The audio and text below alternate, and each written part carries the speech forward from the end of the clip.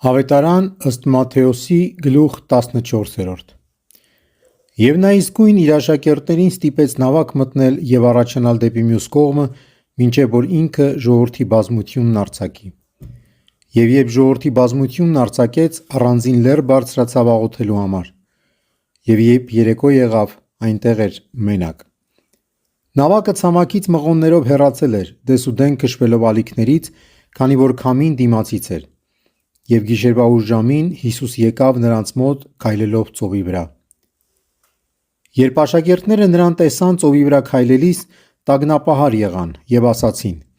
«Ինչ որ ուրևական է», ու սարսափից աղաղակեցին։ Հիսուս իսկույն խոսեց նրանց հետ ու ասաց. «Սրտապնդվեցեք, ես եմ, մի վախեցեք»։ Պետրոսը նրան պատասխանեց ու ասաց. «Տեր, եթե դու ես, հրամայիր ինձ ջրի վրայով քեզ մոտ գալ»։ Եվ նա ասաց.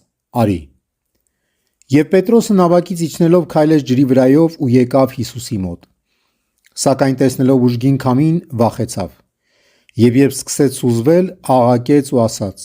«Տեր, փրկիր ինձ»։ Եվ իսկույն Հիսուս երկարեց իր ձեռքը, բռնեց նրան ու ասաց.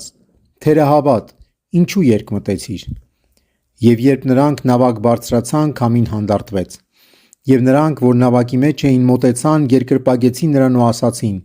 «Արդարև, Աստծո որդին ես դու»։ Եվ կտրել անցնելով ցամաք ելան Գենեսարեթում, և երբ այդ տեղը մարդիկ նրան ճանաչեցին, մարդ ուղարկեցին ամբողջ գավառով մեկ ու բոլոր հիվանդներին նրա մոտ բերեցին։ Եվ աղաչում էին նրան, որ գոնե միայն նրա զգեստի քղանցքներին դիպչեն։ Եվ նրանք, որ մի անգամ դիպան, բժշկվեցին։